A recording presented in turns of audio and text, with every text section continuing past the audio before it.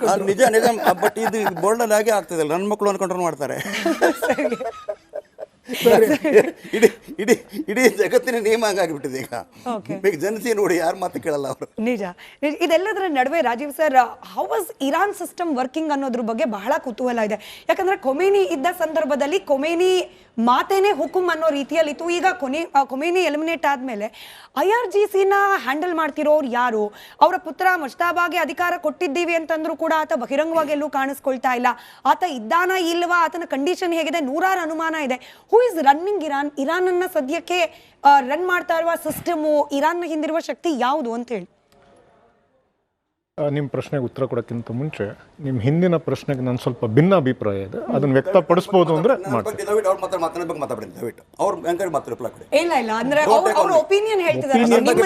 ನಿಮ್ಮ ಬಗ್ಗೆ ಯಾಕೆ ಆಗ್ತಿದೆ? ಇಲ್ಲ ಇಲ್ಲ, ನನ್ನ ಪ್ರಶ್ನೆಗೆ ಅವ್ರು ಉತ್ತರ ಕೊಡ್ತಿದ್ದಾರೆ ಅಷ್ಟೇ. ನಿಮ್ಮ ಪರ ಅಲ್ಲ. ಇಲ್ಲ ಇಲ್ಲ, it is every 100 years 125 years ಏನಾಗುತ್ತೆ, the empire that is there collapses. ಹಿಂದೆ ಬ್ರಿಟಿಷ್ ಎಂಪೈರ್ ಕೊಲ್ಯಾಪ್ಸ್ ಆಯಿತು, ಈಗ ಅಮೆರಿಕನ್ ಎಂಪೈರ್ ಇಸ್ ಕೊಲ್ಯಾಪ್ಸ್. ಕುಗ್ತಾ ಇರೋ ಒಂದು ಎಂಪೈರು ತನ್ನ ಒಂದು ಸಾಮರ್ಥ್ಯನ ಇನ್ನೂ ಒಂದಷ್ಟು ವರ್ಷ ಮುಂದೆ ಹಾಕಕ್ಕೆ ನೋಡ್ತಾ ಇದೆ. ಆ ಒಂದು ವಿಂಡೋ ಆಫ್ ಆಪರ್ಚುನಿಟಿ ಏನಿದೆ, before it strength fully reduces, Israel is trying to make use of the residual power of US in order to establish say hegemony in the Middle East. ಇನ್ನೂ ಒಂದು 2003 ಅಯತುಲ್ಲಾ ಖೊಮೇನಿ ಅವರು ಒಂದು ಫತ್ವಾ ಕೊಟ್ಟರು. ಏನು ಫತ್ವಾ? As per Islamic law as seen by him, a nuclear bomb is not within the tenets of Islam ಅಂತ ಒಂದು ಹೇಳಿಕೆ ಕೊಟ್ಟರು. ಅದೇ ಟೈಮಲ್ಲಿ 2003 ನಾರ್ತ್ ಕೊರಿಯಾನವರು NPT-ಯಿಂದ ಹೊರಗೆ ಬಂದು ಒಂದು ನ್ಯೂಕ್ಲಿಯರ್ ಬಾಂಬ್ ಮಾಡಿಕೊಂಡ್ರು. ಅವ್ರ ಹತ್ರ ಇವತ್ತು ನ್ಯೂಕ್ಲಿಯರ್ ಬಾಂಬ್ ಇದೆ, ಇರಾನ್ ಹತ್ರ ಇಲ್ಲ. ಸೊ ಒಂದು ವೈಪರ್ಯತೆ ನೋಡಿ, ನಾರ್ತ್ ಕೊರಿಯಾ 2003 ಹೊರಗೆ ಬಂದು NPT-ಯಿಂದ ಹೊರಗೆ ಬಂದು ನ್ಯೂಕ್ಲಿಯರ್ ಬಾಂಬ್ ಮಾಡ್ತು. ಅದ್ರ ಮೇಲೆ ಅಟ್ಯಾಕ್ ಮಾಡೋಕ್ಕೆ ಇದುವರೆಗೂ ಯಾರಿಗೂ ಧೈರ್ಯ ಬಂದಿಲ್ಲ. ಇವರು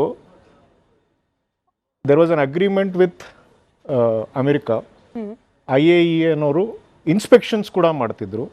ಇದೆಲ್ಲ ಮಾಡಿ ಈ ಪ್ರೆಸೆಂಟ್ ಟ್ರಂಪ್ ಅವರು 2015-18 ಆ ನ್ಯೂಕ್ಲಿಯರ್ ಟ್ರೀಟಿಯಿಂದ ಹೊರಗೆ ಬಂದು ಇವತ್ತು ನೆಗೋಷಿಯೇಷನ್ ನಡೀಬೇಕಾದ್ರೆ ಯುದ್ಧ ಪ್ರಾರಂಭ ಮಾಡಿದ್ರು. ತಮ್ಮ ಎರಡನೇ ಪ್ರಶ್ನೆ, ಈಗ ನೀವು ಕೇಳಿದ ಪ್ರಶ್ನೆ ಯಾರು ನಡೆಸ್ತಾ ಇದ್ದಾರೆ ಅಂದರೆ, ಇದು ವೆಸ್ಟರ್ನ್ ಕಂಟ್ರೀಸ್ದು ಒಂದು ನೆರೇಟಿವ್. ಅಲ್ಲೊಬ್ಬ ಡಿಕ್ಟೇಟರ್ ಇದ್ದಾನೆ, ಎಲ್ಲ ಕಡೆನೂ ನಮ್ಮ ಸಿನಿಮಾಲಿದ್ದಂಗೆ ಒಬ್ಬ ವಿಲನ್ ಬೇಕು, ಆ ವಿಲನ್ ಪಾತ್ರದಲ್ಲಿ ಒಬ್ಬ ಫಿಗರ್ ಬೇಕು.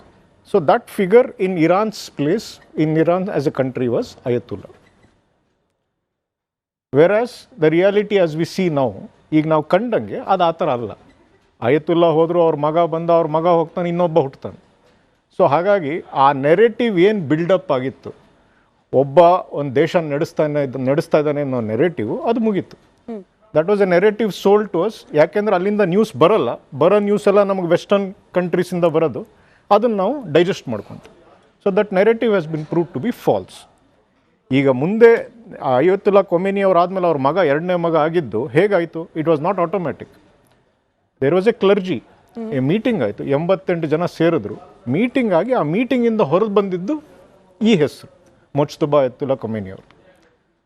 ಸೊ ಒಂದು ನೆರೇಟಿವ್ ಏನು ಬಿಲ್ಡಪ್ ಆಗಿತ್ತು, ಖೊಮೇನಿ ಅವರೇ ದೇಶ ನಡೆಸ್ತಾ ಇದ್ದಾರೆ, ಅವ್ರನ್ನ ಮುಗಿಸಿದ್ರೆ ದೇಶ ಮುಗಿಯುತ್ತೆ ಅನ್ನೋ ಒಂದು ನೆರೇಟಿವ್ ಅಥವಾ ಕಾನ್ಸೆಪ್ಟ್ ಏನಿದೆ, ಅದು ಧೂಳಾಗಿದೆ ಈ 14 ದಿನದ. ಮುಂದೇನಾಗುತ್ತೆ ಅಂತ ಗೊತ್ತಿಲ್ಲ. ಸದ್ಯಕ್ಕಂತೂ Iran is surviving as a country. With IRGC support also. Not only IRGC. Why are we saying that IRGC ಇಂದನೇ ದೇಶ ನಡೀತಾ ಇದೆ? ಆ ಥರ ಒಂದು ನೆರೇಟಿವ್ ಕೊಟ್ಟರೆ ಏನಾಗ್ತದೆ ಅಂದರೆ, ಯಾವುದೋ ಒಂದು ಮಿಲಿಷಿಯಾ ಗ್ರೂಪ್ ಇದೆ, that is controlling the entire 90 million ಅನ್ನೋ ಒಂದು ನೆರೇಟಿವ್ ಕೊಡ್ತಾ ಇದ್ದೀರಾ. ಅದು ಸಾಧ್ಯ ಅಂದ್ರೆ ಹಾಗಾದ್ರೆ ಕಂಟ್ರೋಲ್ ಮಾಡ್ತಿರೋರು ಯಾರು ಅನ್ನೋ ಪ್ರಶ್ನೆ ಬರುತ್ತೆ. ಅದೇನಾಗುತ್ತೆ ಅಂದರೆ, ಈಗ ಅಯತುಲ್ಲಾ ಖೊಮೇನಿ ಅವ್ರದ್ದು ಒಂದು ರಿಲಿಜಿಯಸ್ ರೆಜಿಮ್ ಇದೆ. ಆ ರೆಜಿಮ್ಗೂ ಒಂದಷ್ಟು ಪಾಪ್ಯುಲೇಷನ್ ಸಪೋರ್ಟ್ ಇದೆ. ನಮಗೇನಾಗುತ್ತೆ ಅಂದರೆ, ಇಲ್ಲಿ ನಾವು ವೆಸ್ಟರ್ನ್ ಸೋರ್ಸಸ್ಸಿಂದ ನೆರೇಟಿವ್ ಬರೋದ್ರಿಂದ ಎಲ್ಲೋ 4 ಜನ ಅಥವಾ 4,000 ಜನ ಒಂದು ಪ್ರೊಟೆಸ್ಟ್ ಮಾಡಿದ್ರೆ that should not be considered as A popular this one. Okay okay, ನನಗೆ ಸಫಾನ್ ಅವರು ಕೂಡ ಜಾಯ್ನ್ ಆಗಿದ್ದಾರೆ ಅನ್ನೋ ಮಾಹಿತಿ ಬಂತು. ಸಫಾನ್ ಅವರು ಬಹ್ರೇನ್ನಿಂದ ಕನೆಕ್ಟೆಡ್ ಇದ್ರು ನಮ್ಮ ಜೊತೆಯಲ್ಲಿ. ನಾವು ಕಳೆದ ಬಾರಿ ಡಿಬೇಟ್ ಮಾಡೋ ಸಂದರ್ಭದಲ್ಲಿ ಇದೀಗ ಭಾರತಕ್ಕೆ ಸೇಫಾಗಿ ವಾಪಸ್ ಬಂದಿದ್ದಾರೆ. ಸಫಾನ್ ಅವರೇ ನಮಸ್ಕಾರ, ಕಾರ್ಯಕ್ರಮಕ್ಕೆ ಸ್ವಾಗತ. ನಾನು ಒಂದು quick reaction Chambi Puranik sir ಹತ್ರ ತಗೊಂಡು ನಿಮಗೆ ವಾಪಸ್ ಬರ್ತೀನಿ. ತಾವು ಸುರಕ್ಷಿತವಾಗಿ ವಾಪಸ್ ಬಂದ್ರಿ ಅನ್ನೋ ಕಾರಣಕ್ಕೆ ಖುಷಿ ಇದೆ, ಅಭಿನಂದನೆ ತಮಗೆ. ಆ ಕಾರಣಕ್ಕೆ ಒಂದೆರಡು ನಿಮಿಷದ ಸಹಕಾರ ನಿಮ್ಮದು ನಮ್ಮ ಜೊತೆ ಇರಲಿ. ಚಂಬಿ ಸರ್, ಈಗ IRGC ಒಂದು ಕಡೆ ಯುದ್ಧ ಮಾಡ್ತಿರುವಾಗ ನಾವು ಅನ್ಕೊಂಡಿದ್ವಿ ಇರಾನ್ನ ವಿರುದ್ಧ ಯಾವಾಗ ಅಮೆರಿಕ ಇಸ್ರೇಲ್ ಅಟ್ಯಾಕ್ ಮಾಡ್ತು, ಇರಾನ್ನ ಪ್ರಾಕ್ಸಿ ಅಂತ ಹೇಳಿ ಕರೆಸ್ಕೊಳ್ಳುವ, ಅದನ್ನ ಹಾಗೆ ಕರಿಬೋದಾ ಅನ್ನೋದ್ರ ಬಗ್ಗೆ ನನಗೆ ನಂದೇ ಆದ ಪ್ರಶ್ನೆ ಇದೆ. ಇರಾನ್ ಸಲಹಿ ಸಾಕಿದ ಕೆಲ ಈ ಮಿಲಿಟೆಂಟ್ಗಳು, ಫಾರ್ ಎಕ್ಸಾಂಪಲ್ ಹೌತೀಸ್ ಇರ್ಬೋದು, ಹಮಾಸ್ ಇರ್ಬೋದು, ಹೆಜ್ಬುಲ್ಲಾ, ಇವು ಕೂಡ ದಂಡೆತ್ತು ಬಂದು ದಾಳಿ ಮಾಡುತ್ತೆ ಅನ್ನೋ ರೀತಿಯಲ್ಲಿತ್ತು. ಟು ಸಮ್ ಎಕ್ಸ್ಟೆಂಟ್ ಆ ರೀತಿಯಲ್ಲಿ ಕಂಡು ಬಂತು ಕೂಡ. ಬಟ್ ವಾಸ್ತವದಲ್ಲಿ ಪರಿಸ್ಥಿತಿ ಹೇಗಿದೆ? What are the so called proxies Iran proxies doing? ಯುದ್ಧದಲ್ಲಿ ಅವುಗಳ ಪಾರ್ಟಿಸಿಪೇಷನ್ IRGC ಅಷ್ಟೇ ಪ್ರಾಮಿನೆಂಟ್ ಆಗಿ ಕಾಣ್ತಿದ್ಯಾ ಅಂತ? ಇಲ್ಲ, ಪ್ರಾಮಿನೆಂಟ್ ಅನ್ನೋಕ್ಕಿಂತ ಇವರು they are guided by IRG and also the Iranian interest. They take care of Iranian interest ಏನು? ಇಸ್ರೇಲ್ ವಿರುದ್ಧ ನಾವು ಸಂಘಟಿತರಾಗಬೇಕು. ಡೈರೆಕ್ಟಾಗಿ ಇರಾನು ಇಸ್ರೇಲ್ ಮೇಲೆ ಅಟ್ಯಾಕ್ ಮಾಡ್ತಕ್ಕಂಥ ಸನ್ನಿವೇಶ ಈಗ ಬಂದಿದೆ ಹೊರತು ಮೊದಲಿಂದನೂ ಅವ್ರ ಮೂಲಕನೇ ಅದು ಮಾಡಿಸ್ತಾಯಿದ್ರು. ಸೊ ಈ ದೃಷ್ಟಿಯಿಂದ ನೋಡೋದಾದರೆ ಅದೊಂಥರ ಸಪ್ಲಿಮೆಂಟ್ ಅಷ್ಟೇ, ಅದು it is not a major force. But ಇರಾನ್ಗೆ ಮುಖ್ಯವಾಗಿರ್ತಕ್ಕಂಥದ್ದು ಇಸ್ರೇಲಿನ ಅಸ್ತಿತ್ವಕ್ಕಿಂತ ಅಮೇರಿಕಾ ಇಸ್ರೇಲ್ಗೆ ಬೆಂಬಲವನ್ನು ನೀಡ್ತಾ ಈ ಒಂದು ಯುದ್ಧವನ್ನು ಆರಂಭಿಸಿದ್ದು.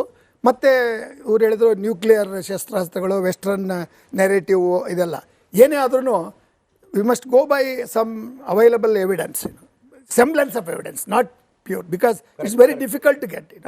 ಒಂದು ರೀತಿಯಲ್ಲಿ ಹತ್ತಿರ, ಸತ್ಯಕ್ಕೆ ಹತ್ತಿರ ಅನ್ನೋ ರೀತಿಯಲ್ಲಿ ಹೇಳೋದಾದರೆ ಅಲ್ಲಿ as on today international atomic energy ಅವರೇ ಆಗಲಿ ಅಥವಾ ಯುನೈಟೆಡ್ ನೇಷನ್ಸ್ ಏನು ಒಂದು ಏಜೆನ್ಸಿ ಸೂಪರ್ವಿಷನ್ ಮಾಡ್ತಾರೆ ಅವರು ಆಗಲಿ, ಇವರು ನ್ಯೂಕ್ಲಿಯರ್ ಶಸ್ತ್ರಾಸ್ತ್ರಗಳನ್ನು ತಯಾರು ಮಾಡಿದ್ದಾರೆ ಅಥವಾ ಅದರ ಸಿದ್ಧತೆಯಲ್ಲಿ ಇದ್ದಾರೆ ಅಂತಕ್ಕಂಥದ್ದು ಇದುವರೆಗೂ ಅದು ಖಚಿತವಾಗಿಲ್ಲ. ಸೊ ಅಮೇರಿಕಕ್ಕೊಂದು ನೆವ ಬೇಕಾಗಿತ್ತು. ಆ ನೆವ ಬರ್ತಕ್ಕಂಥ ಕೆಲವು ಮೊನ್ನೆ ತಾವು ಮಾತಾಡುವಾಗ ಹೇಳಿದರೆ ಟ್ರಂಪ್ ಈ ಒಂದು ಯುದ್ಧಕ್ಕೆ ಬಹಳ ಪ್ರೇರಿತರಾಗಿ ಅಥವಾ ಸಡನ್ನಾಗಿ ಒಂಥರ ಕ್ವಿಕ್ ಶಾಟಿಕ್ ಆಗಿ, because Trump is A very inconsistent president. Second, war is A business. ಇವ್ರು ಹೇಳಿದ್ರಲ್ಲ, ಈಗ ಅದು ರಿಸೋರ್ಸಸ್ಗೋಸ್ಕರ ಯುದ್ಧ. I will go one step further. ಈ ವಾರಲ್ಲಿ ಸಾವಿರಾರು ಜನ ಸಾಯ್ಬೋದು, ದೇಶಗಳ ಒಂದು ವ್ಯವಸ್ಥೆ, ಆರ್ಥಿಕ ವ್ಯವಸ್ಥೆ, ಇನ್ಫ್ರಾಸ್ಟ್ರಕ್ಚರ್ ಎಲ್ಲವೂ ನಾಶವಾಗ್ಬೋದು. ಅದು ಮತ್ತೆ ಇನ್ನೂ 15-20 ವರ್ಷ ಬೇಕಾಗುತ್ತೆ. ಕೋವಿಡ್ ಥರ ಪರಿಣಾಮ ಇರ್ತದೆ, ಅದಿದೆ, ಅದು ನಮ್ಮ ದೌರ್ಭಾಗ್ಯ. ಆದರೆ ಇರಾನಿನ ಒಂದು ಮೇಲೆ ಯುದ್ಧ ಮಾಡ್ತಕ್ಕಂಥದ್ದಕ್ಕೆ ಮೂಲ ಪ್ರೇರಣೆ ಇಸ್ರೇಲಿನ ಪ್ರಧಾನ ನೇತನ್ಯಾಹು, ಇವರು ಒತ್ತಡ. ಅವತ್ತು ನೀವು ಹೇಳಿದ್ರಿ ಎಫ್ಸ್ಟೀನ್ ಫೈಲ್